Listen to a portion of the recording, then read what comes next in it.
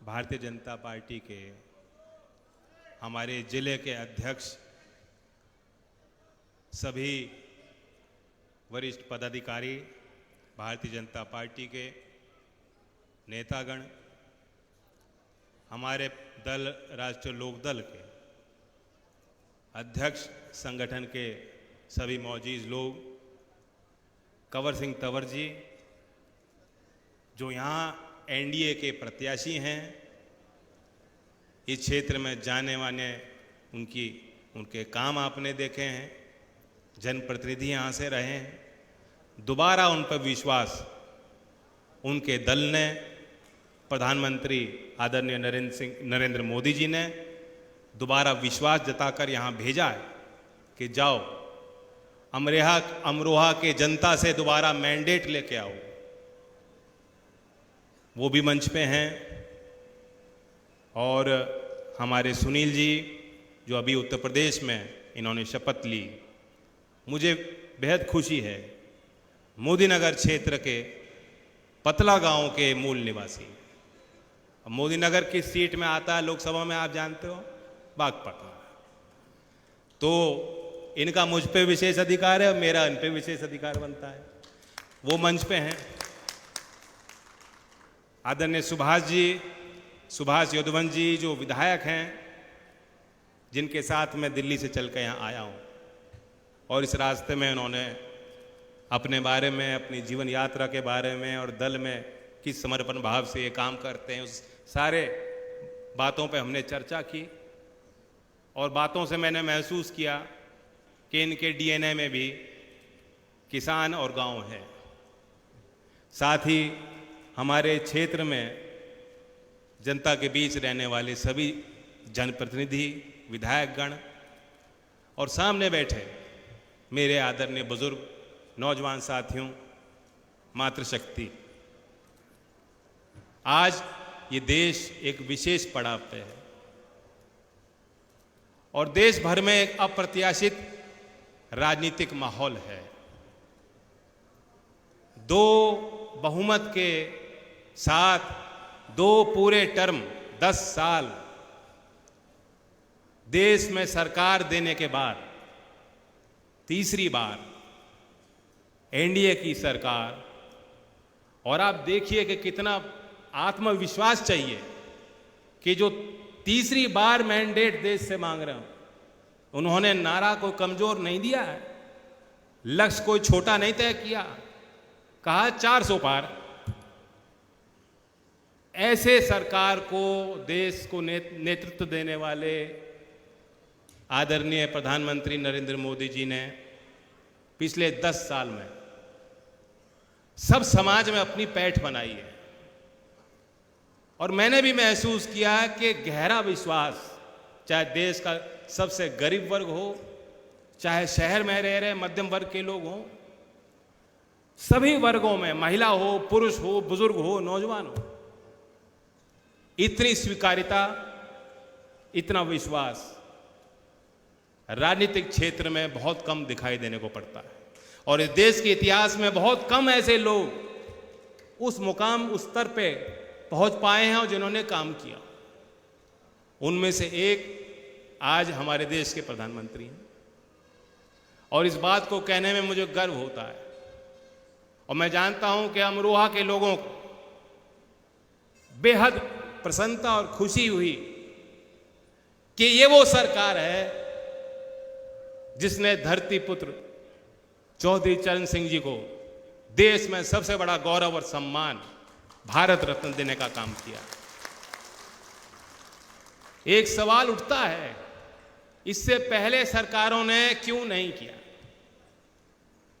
और मैं जानता हूं, मैं ये मानता हूं कि देश में अगर कोई है जो सबसे ज्यादा मेहनत करता है, वो देश के खेत में काम करने वाला किसान है, गांव में रहने वाला मजदूर है।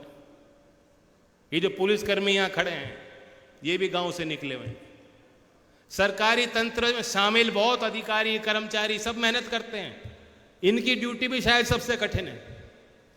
और मैं ये जानता हूं कि ये जिस वर्ग की बात मैं कर रहा हूं, हम लोगों के मन में बहुत समय से टीस थी कि हमारे इन जड़ों को मजबूत करने वाले जो लीडर निकल के आए, जिन्होंने देश में अपना स्थान बनाया, जो देश को दिशा देने का कार्य उन्होंने किया, और जिनमें चौधरी चरण सिंह को हम सबसे ऊपर मानते थे, क्यों नहीं उनको देश के इतिहास में वो स्थान दिया जाए, आने वाली पीढ़ियों को बताया जाए कि आप जैसे व्यक्ति छोटे से गांवों में पैदा हुए,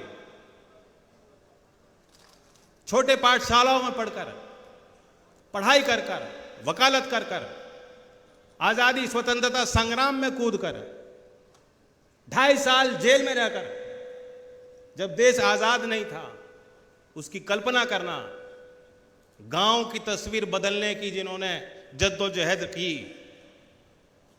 जो बैठ बैठ के नौजवानों जो गांव से आते थे उनको बताते थे कैसे उनको जीवन में अपने आप को बेहतर बनाना है, जिन्होंने देश में आज सभी दलों में बड़े बड़े नेता हैं, उनकी राजनीतिक शुरुआत चौधरी चरण सिंह जी ने की, आपके सहयोग और आशीर्वाद से, देश के गरीब लोगों के विश्वास से।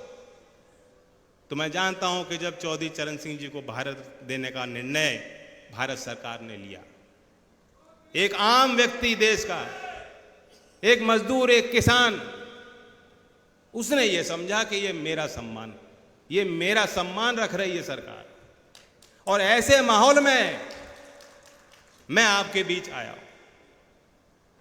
ये भी सही है, लोकदल के लोग अच्छी तादाद में हैं। 10 साल हमने खूब संघर्ष किए, कोई कमी नहीं छोड़ी। भाजपा के नेता भी मानते हैं इस बात को। जो विपक्ष की भूमिका है उसे लोकदल ने बेखूबी निभाई, लेकिन मेरी कुछ जिम्मेदारी बनती है कि नहीं बनती। मैं जब लोगों के बीच जाता था, लोग कहते थे मुझे कि लोकदल विपक्ष की भूमिका तो अच्छा अदा कर रही है, लेकिन विपक्ष बेहद कमजोर हो रहा है देश भर में, विपक्ष मजबूत होना चाहिए।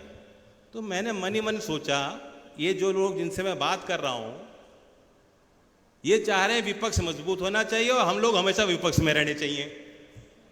समझ रहे हो? उन्होंने ये नहीं कहा कि सरकार मजबूती से काम करे और सरकार में आप आइए।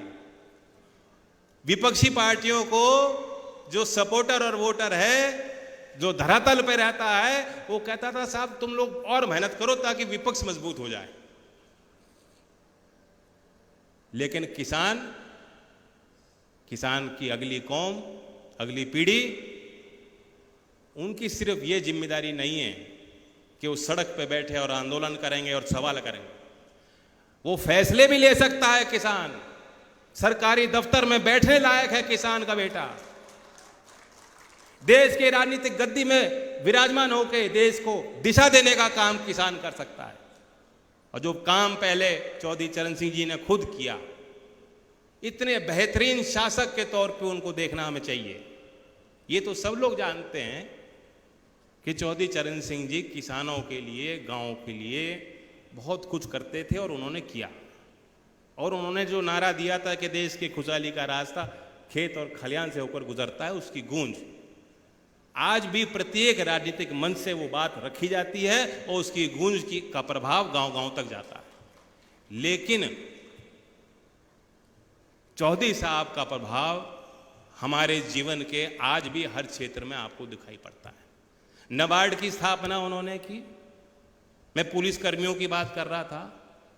पुलिस रिफॉर्म, पुलिस सुधार एक बड़ा प्रश्न है, बड़ी चुनौती सभी सरकारों के सामने।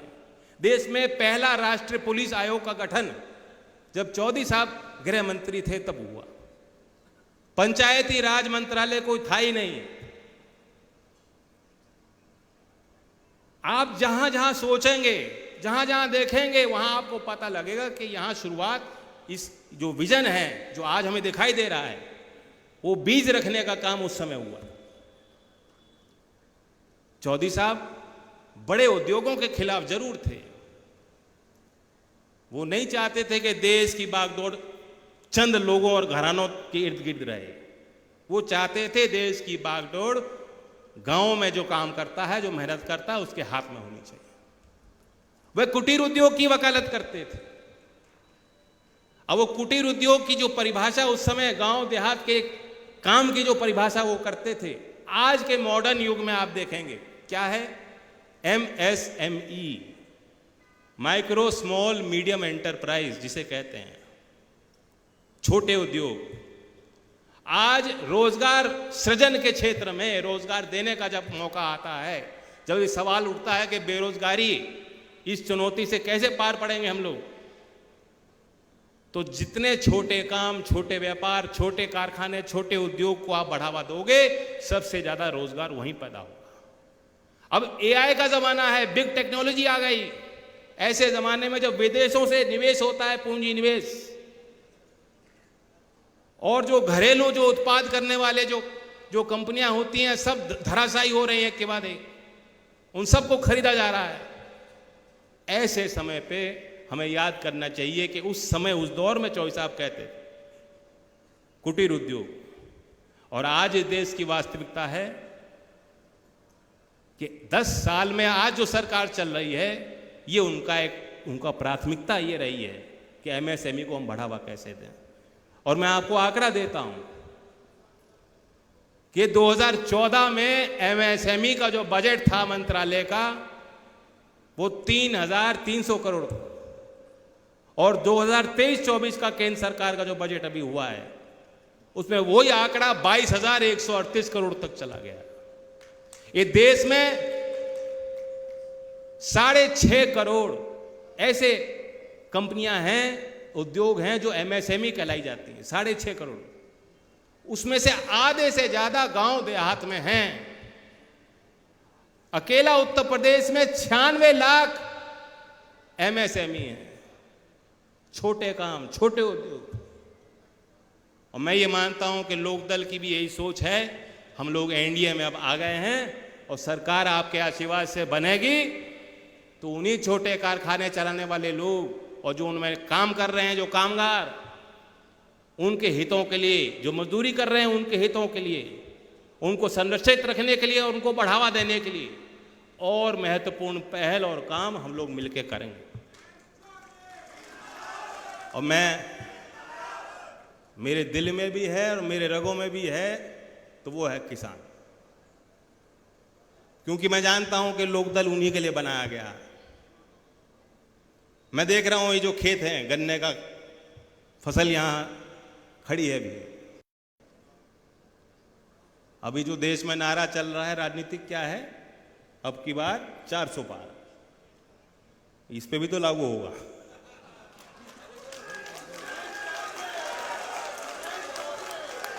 होना चाहिए कि नहीं होना चाहिए? हाथ खड़ा करो। समझदार के लिए इशारा ही काफी होता है। अब क्या होगा, कब होगा, कैसे होगा, सब लोग मिलके करेंगे। तो मैं बहुत अल्प समय में अपनी बात कहना चाहता था। आप लोग मुझे बहुत करीब से, बहुत सालों से देख रहे हो, ऐसा नहीं है, सब लोग जानते हैं मुझे। 2005 की बात है, जो हमारा नारंगपुर में कॉलेज है, वहाँ एक सभा हो रही, हम लोग सरकार में शामिल थे। आप सोचिए, उसके बाद अब हम शामिल हुए हैं सरकार में, यूपी में। 2005 में हम सरकार में शामिल थे, मेरे साथ मंच पे सिंचाई मंत्री थी, और किसानों ने समस्या रखी कि यहाँ जो है पानी का स्तर गिर रहा है, हम चाहते हैं नहर का विकास हो जाए। कुछ लोग होंगे यहाँ अभी जो उस समय मौजूद थे, ये मांग उठी थी, और उसी समय मंच से हमने वादा किया था कि जरूर उसकी भरपाई हो। आज उस नहर में जो चौधरी चरण सिंह मध्य फेज 2 नहर परियोजना है, पानी आ रहा है कि नहीं आ रहा? तो लोकदल की जवाबदेही और लोकदल की ईमानदारी आपने देखी है। बीजेपी की आप देख रहे हो।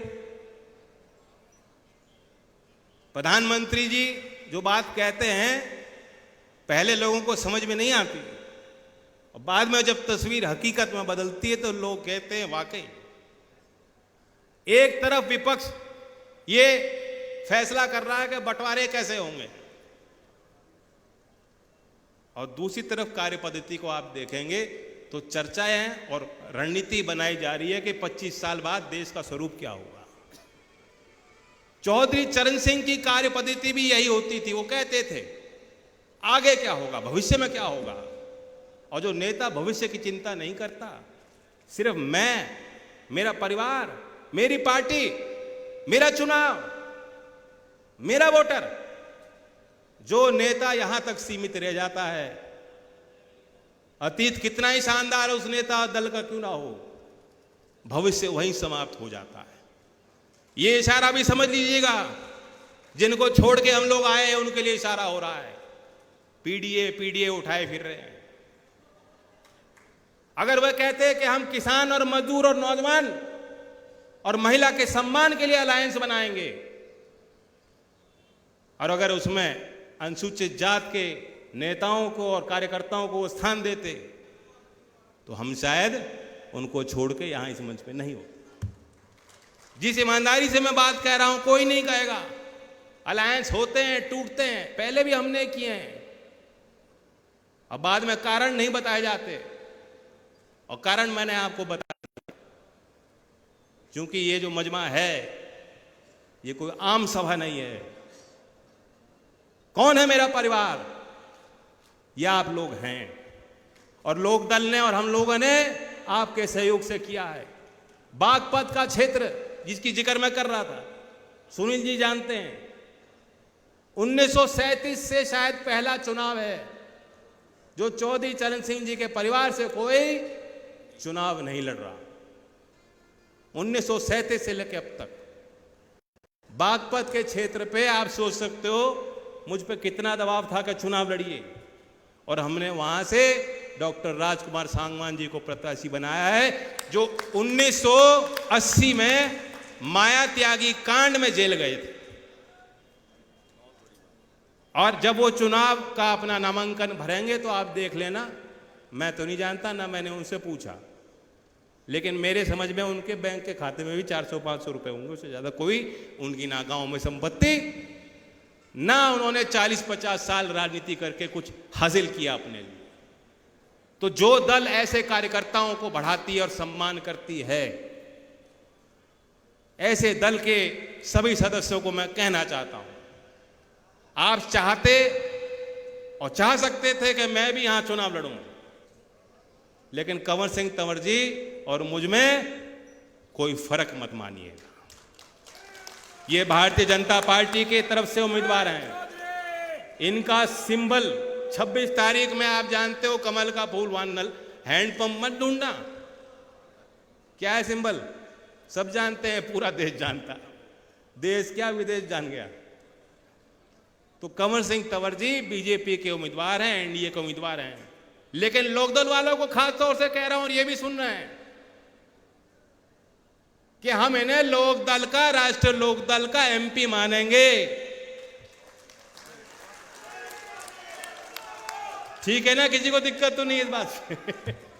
किसी को दिक्कत? जब बीजेपी के जिला अध्यक्ष कह रहे हैं बिल्कुल, तो कोई बात नहीं रहेगी, कोई कसर नहीं रहेगी।